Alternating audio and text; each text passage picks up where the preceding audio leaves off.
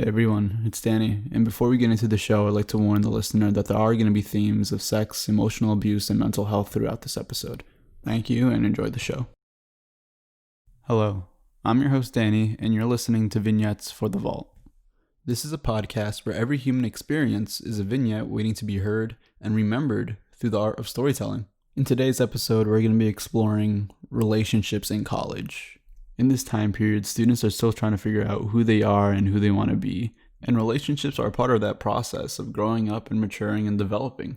But because it's such a confusing time period, relationships can get unhealthy, and things can get pretty hairy, especially if they are not in the right mindset. This story starts at the end of summer. Orientation for the first semester of college, a time full of excitement and new faces. So sit back, relax, and let's dive into the vault.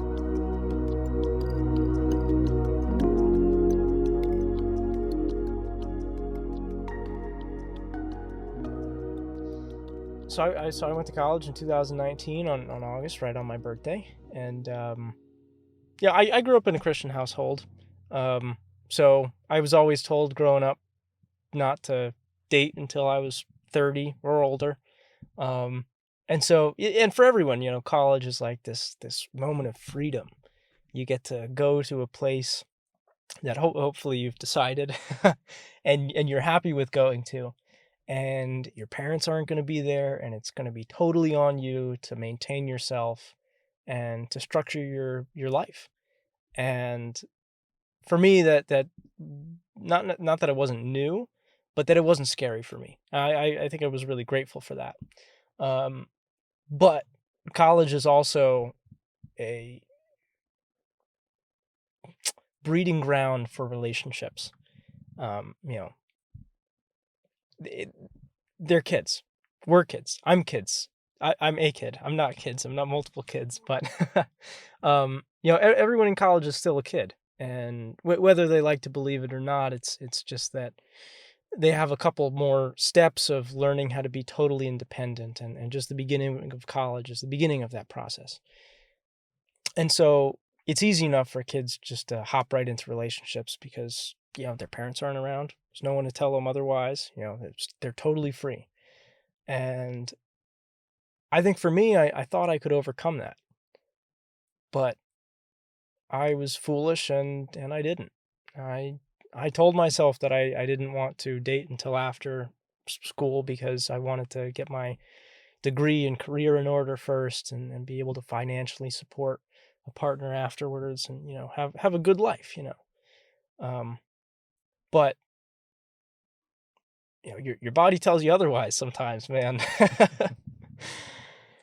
And so, oh man, I it was during orientation week that we were kind of in a grassy field, like the whole school, and there were some people playing some soccer. And I like soccer, and then we used to play soccer, back in the day, and so I joined their juggling circle, and this girl comes up and she kind of joins the circle next to me, and she was cute, and I didn't talk with her much in the circle, but I passed the ball to her. She passed the ball to me. We had a lot of fun.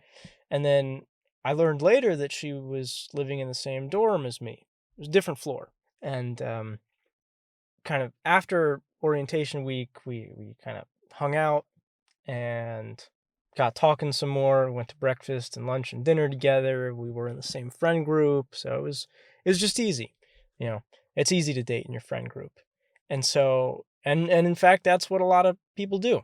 Um, you know, oh man, I had probably a group of, what was it, 8 friends? I didn't count, but it was roughly about that. And like there were 3 couples that emerged out of that. Myself and then 2 others. And like, not that people get passed around, but like some people come in and out of the friend group based on who they're dating, and it's a weird dynamic, but it's what made it easy for this girl and I to start dating and not make it weird. And I kid you not, I told myself I didn't want to date as I was going into college. And 2 weeks into college, I'm dating this girl. Totally not what I wanted to do, but I kind of let it happen. And that's one of my mistakes, is that I let it happen. One mistake led to the next, and by letting things happen, I let myself lose my virginity in college, and it wasn't what I was planning or even wanting to have happen. Um, and so about 3 weeks into college, my parents come up for Parents' Weekend, to visit, say hi, and check in with how I'm doing with the new college life. And I present my new girlfriend to my parents, and I say, "Hey, this is this girl, and what do you think?" And my parents were like, "Oh, very nice, pleasure to meet you." And then 3 hours later, my mom takes me aside to a restaurant, just her and me, and she sits me down and she says, "Matt, do you know what you're doing? You know you shouldn't be dating, right? Like this, you need to focus on studies. I mean, I know that you might like her, but just be friends first. Be single, learn how to be by yourself, and then once you know how to be by yourself, and then once have been friends with them and you know who they are, then you can continue a relationship with them." And I think she's totally right. It's there's so much more I needed to learn, and so much more that I still need to learn.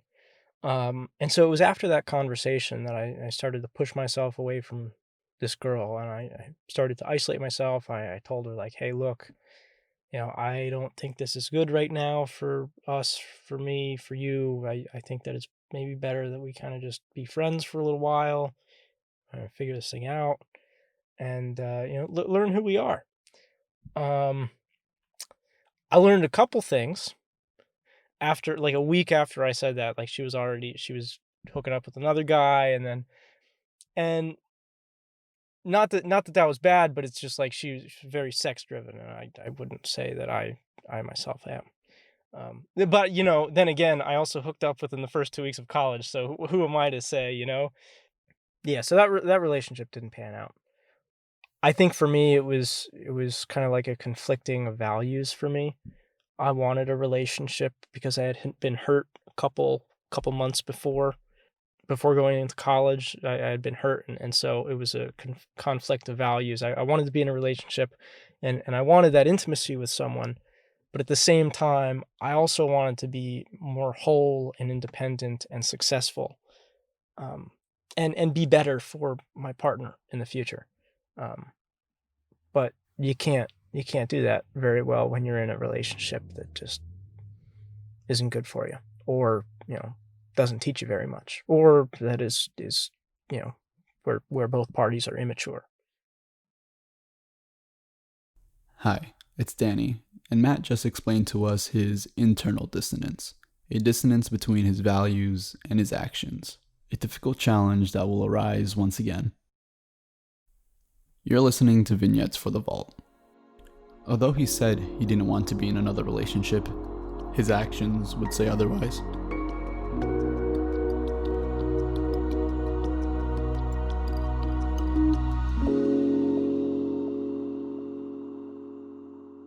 And she kind of moves on, and she was hurt at first, but we were continued friends. She's still in the friend group, and so anyway, um so she's doing okay. She's doing okay today. Um, but man, was I stupid, because I kid you not, 2 weeks after isolating myself, this girl comes up to me from one of my other film classes, and she's like, "Hey, can I have your number?" And I was stupid enough to say, "Sure, here you go. Let's get breakfast. Let's get lunch. Let's get dinner." And then we go have breakfast and lunch and dinner. And then it ended up being every single day. And then we started talking. And then I got into another freaking relationship, man. Oh my gosh. Totally the opposite of what I wanted. And this time my mom was not around to come and talk some sense into me. So this was all on me. And I that trend of just letting things happen, that's totally my mistake. And her name is Elle. So Elle was suffering from some problems. She kind of grew up with suffering from depression and anxiety. totally traumatizing to her. So she's had some trauma in her life, and which I did not know about going in, which is important to know about, because then you know how to better handle people, handle your partner. Um, and so I didn't know this, and so I thought it was like any other person who, you know, relatively rational, reasonable, you know, has some experience with relationships and has some experience with you know, relational philosophy, kind of understanding the role of people in relationships. I grew up understanding that dating is the prerequisite to marriage. Um, so my relationship with Elle started off like any other relationship. Fantastic. Totally idolizing the other person, thinking that they're totally perfect, and going off of that basis, thinking they can do no wrong until they do. And so we had it good. We would have breakfast and lunch and dinner together, and I'd go over to her dorm and we'd order sushi and watch some shows late at night. And I'd walk back to my dorm and she'd want to come over to my dorm and hang out for a couple more hours, and I'd walk her back, and it was this silly banter of, "Oh, I'll walk you back." "No, I'll walk you back." So it was silly. The childish kind of romance. And I'm no romantic. I mean, I don't know. I don't know. I don't perceive myself as a major romantic. But anyway, um, so I mean, it was good. We went to the movie theater a couple times. I mean, she was cute. She was playfully she was a playful thief. She stole my scarf and my hats all the time from class, and I'd be like totally concerned of like, dang, did I drop this along the way to class? I swear I had it when I got here. And then I'd see the next day she's wearing my shirt with my hat and whatnot. I was like, oh, okay, well you got it. But like it is cold out. Can I have my scarf back? It is Vermont, it's like negative 10, 0 degrees on better days. But anyway, that's aside from the point. Um my relationship with Elle was great for a while until it wasn't, and she got sick. What of, she never really told me, but it had something to do with her stomach, or I don't know, some digestional problem. She couldn't eat right, or she couldn't eat solid foods very well, feeling lightheaded, sick. Um, I mean, she had just moved from Chicago to Vermont, and that's a big shift for anyone. I mean, myself, I've North Jersey to Vermont. That's a totally different kind of, from a rural part of New Jersey to the city of Vermont. That's a big jump. And I'm no city boy, so that was that was a big change for me. But that's a big shift for her as well, going from a big family to not knowing anybody very well in Vermont. So, um, anyway, so she got sick, and I was always under the impression that, any relationship could work between anyone, so long as both parties wanted to make it work. You know, it's like, so long as you're dedicated to fixing the problems that you are challenged with, you'll be fine. And that's kind of a useful idea, but that's what I was walking into with Elle, and when she got sick, I was thinking to myself, like, okay, yeah, I now know she has depression and anxiety, and I now know she's sick. But if this is a relationship that I want to keep, which is what I want, I'm gonna make it work, and I'm gonna try to solve these problems with her, help her carry the things she can't carry. So I would go to the dining hall, and I made friends with the people there, and I got them to let me take some food out of the cafeteria for her. Um, I brought her some avocado toast. She wanted me to bring her avocado toast, so I'd go get stuff like that, and I'd bring it back to her, and I'd try to, I'd leave it with her so she could eat and kind of relax and whatnot. And one day, during her sickness, this sickness went on for like a whole 2, 3 weeks or something like that.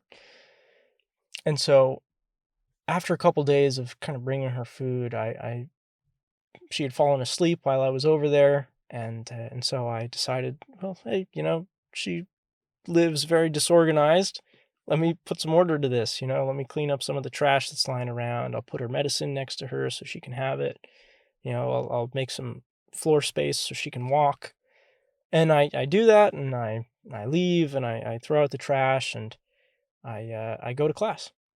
And then later that day, she wakes up, and I meet her for lunch, and she starts yelling at me for cleaning a room a little bit, and because she couldn't find the medicine that she had left on her bed when she needed it, even though it was right next to her on the dresser. And I mean, I kind of understand. I probably shouldn't have moved around some of the things she needed, but you know, is that something to yell at someone for? I don't know. I don't know. I didn't think much of it. I was always told growing up that like fighting in relationships is good. It's healthy. It's a different kind of fighting. When you got problems, you can work it out and you can talk rationally and reasonably about it. But the moment you start yelling and putting she used to call me names. She used to like put me down all the time whenever I was just walking around. I'd see her in passing and she'd like say, "How you doing, dumbass?" And you know, I mean, people with tough skin, it's easy just to take and not think of. But well, this is the person you think that that you're in a relationship with, and you think cares about you. To hear that from them all the time, that's oh man, that's messed up. There was one night when she it was kind of towards the end of her sickness. She hadn't been feeling too great, but she was feeling good enough to go out to the dining hall. And so I went to dinner with her, and I walked her back to her dorm room. And on my way there, she was asking me, like, "Hey, what's wrong?" You know? And I had said, "Well, no, that's all right. You need to go sleep and you need to rest. You need to heal. We can talk about our problems later. Now is not the time." And and she was like, "No, but seriously, like, what's the problem?" I'm like, "I'll talk to you about it tomorrow. You need to sleep. I'm kind of tired. Now is not the time to start arguing or trying to solve this problem. This is a little bigger than what we can handle right now." And so she gets upset at me, and she storms off up to the front door and kind of goes into the dorm building. And I'm like, "Okay, all right, I'll just walk back home." And so I turn around and start walking down the sidewalk, and then I hear the door open and close, but I don't look behind me. I think it's just somebody else. And all of a sudden, I get a hand on my shoulder and I get whipped around to face behind me, and there she is, and she gives me a kiss. And I'm like, "Whoa, okay, what's going on?" And she's like, "You're not gonna tell me?" I'm like, "Nope, no, we're gonna talk about it another day." And so she storms off again, and I don't know what to think. And so I go like, "Okay, all right, I'll just walk back to my dorm then." And so I go back to my dorm, and then I get a text, and then it's from Elle, and she says, "Hey, we're talking about this right now. I'm walking over to your dorm whether you like it or not. You can't stop me."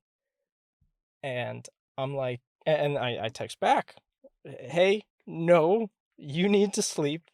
You need to rest. We can't talk about this right now. Please don't walk over here." And she's like, "I'm already on my way." And I don't want I had to help her up the hill to get to her dorm, and I'd have to do it again if she came over to my dorm. So I text her back like, "Okay, you know what? I'll meet you halfway. Please don't come all the way. You need time to rest. You need to relax. So I'll meet you halfway." And our campus isn't really that big. It's like 10 minutes across from from my door building to hers, like 10 minutes. Real easy. Up a hill a little bit, but no matter. So I go halfway, it's 5 minutes, and I meet her inside of this building. It was a little later at night. It was probably like 11.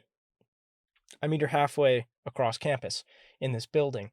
Um, it's kind of like a lobby area for a couple different classrooms.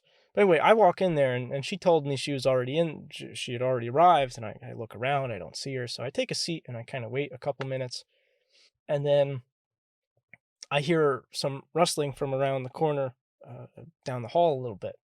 So I stand up and it's her. And she's over there and she comes over, she gives me a hug, she starts kissing me and she says, "Hey, I'm really sorry about what's going on. Can we talk about her problems?" And and so I kind of tell her. I tell her like, "Hey, you know, you can't keep calling me names.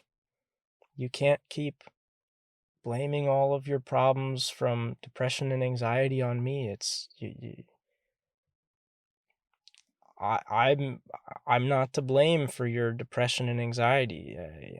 I'm not to blame for your sickness, and I'm not to blame for your problems. Yeah, you got to take at least some responsibility for some of the things that are happening wrong in your life, and that's kind of the first step of fixing it." And she says, "Okay, okay, okay." And so she was feeling a little weak, so we sit down, kind of up against a wall, and I'm sitting down next to her. We kind of just sit in silence, holding hands for a little while. Probably about 20 minutes go by, and then she stands up and grabs her coat, and I stand up, and she turns around and she jumps as if she was not expecting me to be there, and she kind of brushes past me on her way out, and she's like, "I can't believe you made me walk all the way here. Now I got to go all the way back." And that was kind of like my red indicator, my red flag of like, okay, she hasn't changed. She doesn't want to fix these problems. She still wants to blame me for making. She told me I made her walk all the way to this building. And I was like, no, no, you were walking here. I tried to help you go halfway, but you're blaming me for this. And so I help her get up to her dorm room again. This time I go inside with her all the way up to like her dorm door.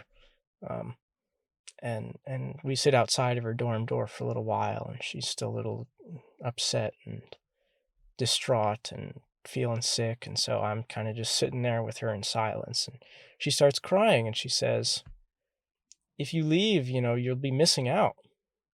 I'm going to be big. I'm going to be famous, and you're going to be missing out on all of this." I didn't say anything, but one person walks by, one of her dorm mates, and he asks like, "Hey, you okay?" And he sees her crying, and she's like, "Yeah, no, I'm just drunk." She hadn't been drinking. She just had dinner with me. She was just crying from some relational problems. And then I'm sitting there with her for another 30 minutes, and an RA comes by. And the RA asks her like, "Hey, what's up, Elle?" And Elle waves over to the RA to come close. The RA comes close over to Elle on the other side of me, and she whispers into the RA's ear. And I didn't hear what she said, but the RA was like, "Oh, okay. So you want to meet tomorrow and talk about this? I'll meet you here at your dorm. Okay, good night." And so the RA walks off, and I ask her like, "Hey, do you mind if I know what that was all about?" And then Elle says, "Yeah, I told her that I'm being emotionally abused and that I need to talk to her about it." By letting things happen, he found himself in yet another relationship with someone he didn't really know, and is now being accused of something he didn't fully understand at the time. You're listening to Vignettes for the Vault. Matt will soon find out what it means to be accused, but first, you must understand what it is he's being accused of.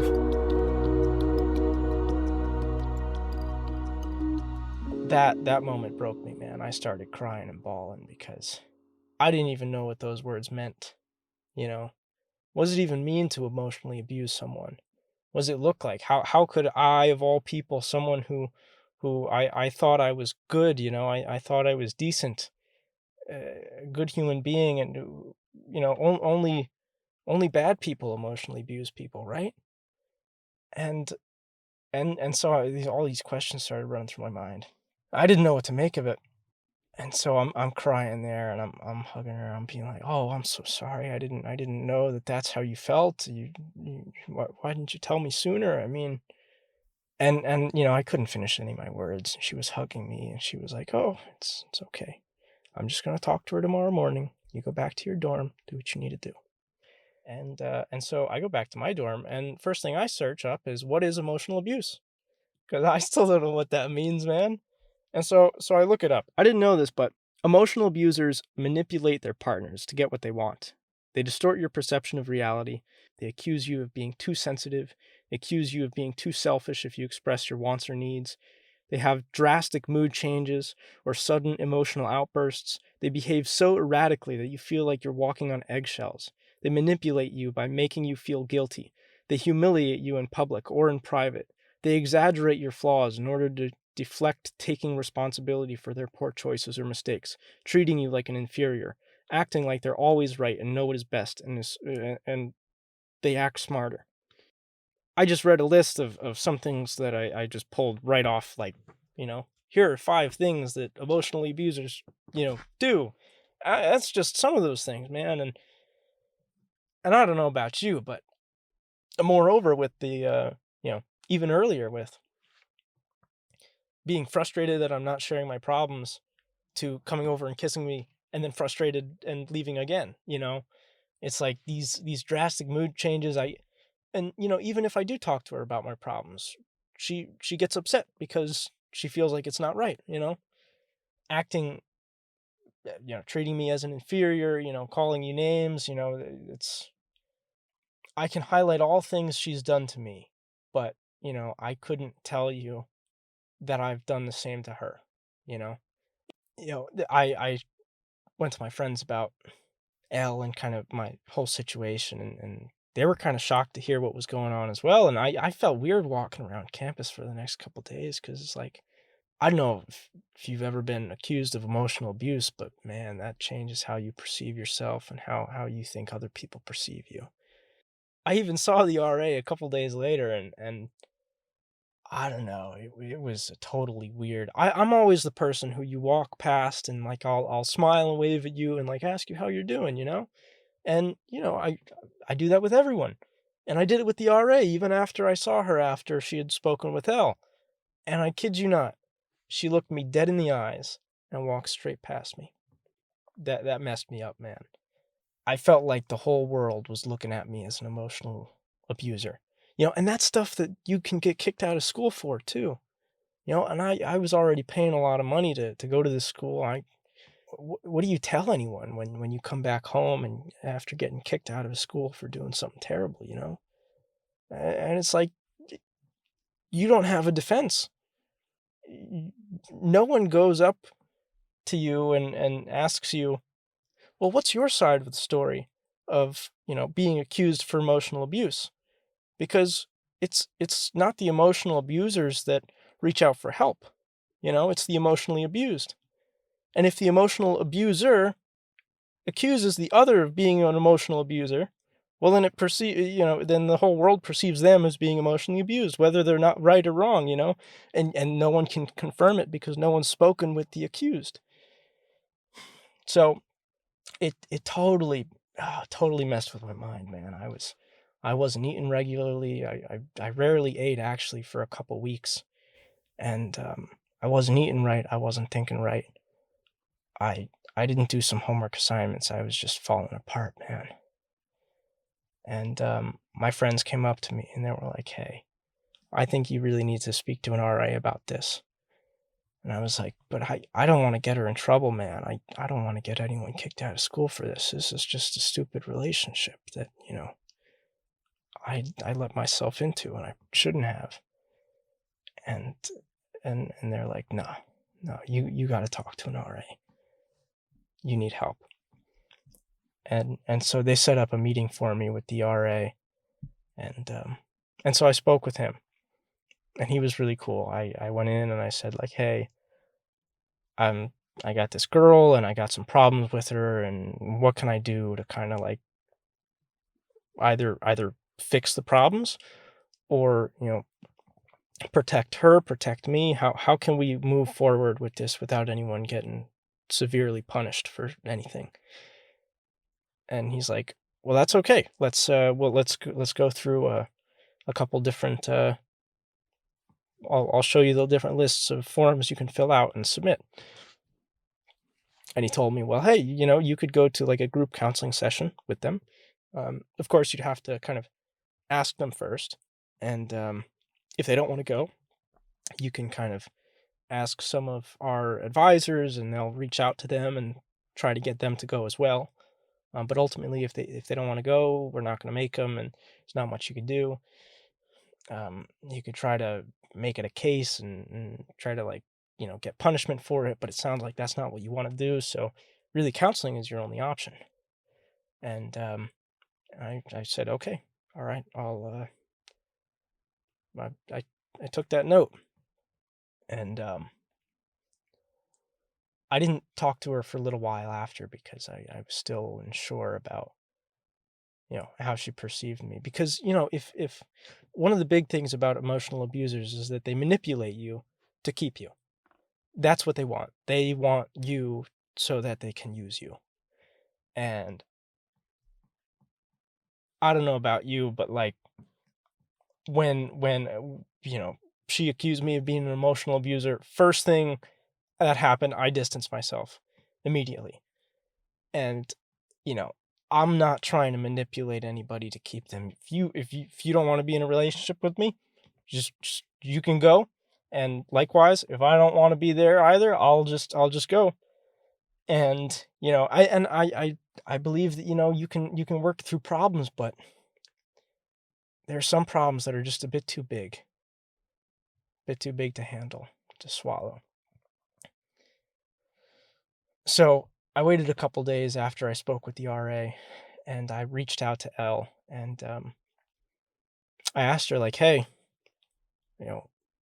I'm interested in doing like a group counseling session with you if you're interested, and we can work this out, because I don't just want to give up like this, And she quickly responded saying, no, my counseling sessions are my counseling sessions, and I don't want you listening in on my problems.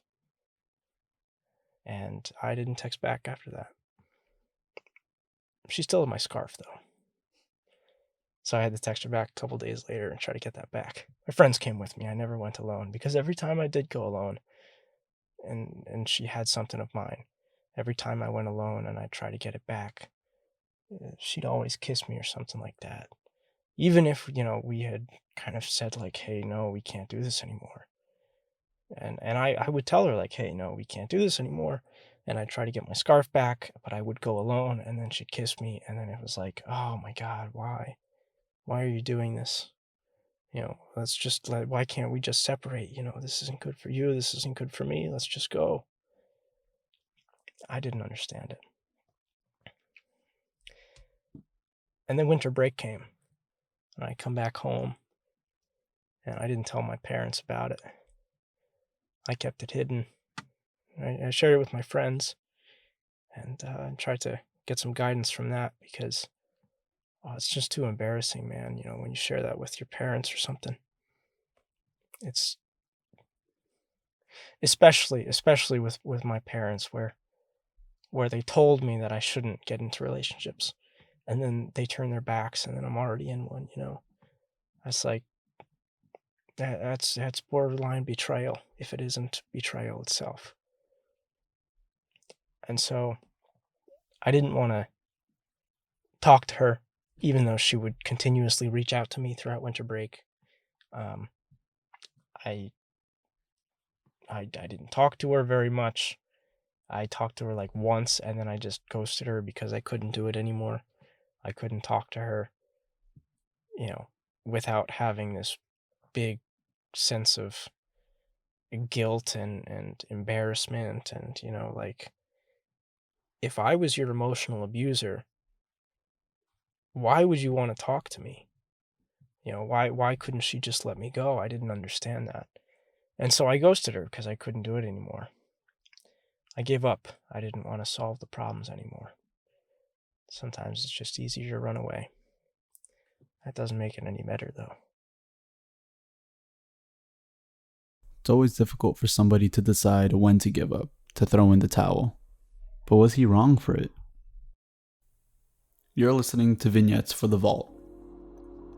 Although it seemed like Matt was ready to give up and move on, he wanted to try a couple more times to make amends. So after winter break, I went back to school, and I met up with her for breakfast just to say, like, hey, this was after weeks of ghosting her, So I meet up with her for breakfast, and I tell her, like, hey, can I talk to you about something? And she was like, what, did you get a girlfriend down in Jersey? And I was like, no, I need to, you mind if I speak with you briefly? And she was like, no, I'm leaving. And she gets up and she just walks out. Middle of a dining hall, full of people, like super loud, And I'm just sitting there, like, baffled, like, oh my God, this girl just ditched me here at this table and won't let me tell her that, like, this relationship is over. So I move on, and a couple days later, I'm like, okay, all right, let's try this again. Hey, Elle, can I talk to you about something, please? I really need to get this off my chest. And she's like, no, not going to happen. And so I wait a couple more days, and then I strategize my approach to this, because she's not going to listen to me if I say, hey, let's talk. So I have to make it more dramatic. So a couple days later, I go to her and I say, like, hey, I have anxiety, using her terms, her words, hey, I have anxiety and I'm getting a little bit of depression from having this on my chest. I need to talk to you. And she was like, oh my gosh, okay, let's talk. And then I said, okay, great. So I just need to tell you, we're not doing this anymore. I don't want you to really talk to me. I'm not going to talk to you. Please stop texting me. And that was that. And she was like, okay. And she went her own way. I needed to talk to her one way or another to tell her that, because it was not acceptable that she would continuously reach out to me after, what had just happened from the previous semester. So I very well could have stayed ghosted, but I think for me, it was a matter of resolving my problems. I didn't want there to be this lingering question of, like, whatever happened to Matt and Elle. Like, are they still a thing? Are they not? What happens if each one goes their own way? I think I needed closure for that. Like, hey, straight up, we both know from this point on, like, I don't want you to continue to reach out to me, please. Because that was one thing that was really confusing before we had done that, because it was like she would accuse me of being an emotional abuser, and then I wouldn't talk to her, but a couple days later she would reach out. It's not like she would reach out to me and I wouldn't talk to her. It's like we didn't text each other, and then a couple days later she would reach out and be like, hey, let's have breakfast. And that was just so confusing. And oh man, it was weird. It was totally a weird experience. And after I told her that, fast forward a little after winter break, we go home for spring break. And thank goodness for spring break, because COVID broke out, man. And I didn't have to go back. I didn't have to see her again. And that was one of the most melancholy experiences of my life, because okay, there's a worldwide pandemic going on, not the greatest situation in the world, but also I don't have to see Elle again. So about a month after COVID breaks out and classes pick up again, I get this text from a mutual friend, and he says, hey man, just don't reach out to Elle. Whatever you do, don't reach out to Elle. Please, just don't. And I text him back like, okay, man, what's going on? Is everything all right? I mean, I haven't talked to her in several months. What's going on? And he's like, well, her father just passed. And just don't reach out to Elle. And I was like, okay, well, you know what? I would say send my condolences, but under the circumstances, I'll leave it at that. And then I didn't text him back after that. I don't think he texted me back. I haven't talked to him since. So Matt does find a solution to his problem, albeit in a very paradoxical way. By using her terminology, he does end up finding closure. Before we conclude, I want to thank Matt for sharing his story. It sheds light on what relationships can be like in college, when you kind of go against your values, or the communication with your partner just isn't there, or we just don't know who it is we're going into a relationship with. We don't know their story and what makes them them. So with that being said, thank you for tuning in to Vignettes for the Vault. I hope you enjoy the rest of this episode. But you know what? COVID, I think, has helped me kind of run away from these problems. I left the campus kind of thinking, being perceived as an emotional abuser. And not even by anyone in particular, just myself thinking that, like, who knows about this? Because you don't know. You don't know who knows. And that's one of the worst things about it, is that your mind goes crazy trying to figure out, well, who knows about the thing that you didn't do, because that's going to change how they view you. And how do people view you? And so it was a nice break for me. And it gave me a lot of time to be single back at home and develop myself and learn and grow, and not have to deal with relationships and not let myself get back into something like that, because I wasn't ready. Some people are ready young, but more often than not, it's like it's more problems than it is fun.